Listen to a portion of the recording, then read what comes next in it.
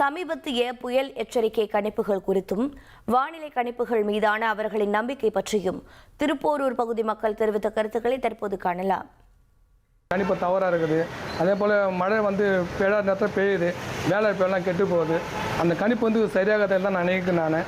இன்னும் அந்த கணிப்பை கரெக்டான முறையில் அந்த அரசாங்கம் கணித்து மக்களுக்கு நல்ல ஒரு கணிப்பாக சொன்னால் மக்களுக்கு ஒரு நல்ல பயனாடு இருக்கும். வானிலை அறிக்கை ஒரு நம்பிக்கை இல்லாத மாதிரி இருக்குது.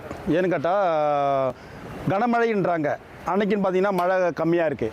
பார்த்தீங்கன்னா மழையை இன்று பார்த்தீங்கன்னா மழை கம்மியாக இருக்குன்றாங்க, அன்றைக்கி பார்த்து கனமழை பெய்யுது.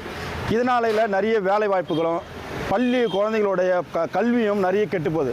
அறிக்கைகள் ஒரு தெளிவாக இருக்கணுன்றது மக்களோட கோரிக்கையாக இருக்குது. இந்திய வானிலை மையம் இந்த சமீப காலமாக தொடர்ந்து தவறான தகவலே தவறான கணிப்பை தான் கொடுத்துட்ருக்காங்க. இதை முறைப்படுத்தணும். மத்திய அரசாங்கம் இதை கண்காணித்து இது சரியான தகவல் தானே கரெக்டாக மக்களுக்கு கொடுக்கணும். அப்போ தான் வெள்ளத்தில் மழையில் பொதுமக்களை பாதுகாக்க முடியும். வானிலை அறிக்கை இன்றைக்கி மழை பெய்யாதுன்றாங்க. அதை நம்பி நாங்கள் குழந்தைங்களை பள்ளிக்கு அனுப்புகிறோம். ஆனால் மழை பிடிச்சிக்குது, அதனால் எங்களுக்கு பாதிக்குது. அதே போல் நாங்கள் பிஸ்னஸ் பண்ணுறோம், எல்லாம் வேலைக்கு போகிற ஆளுங்க.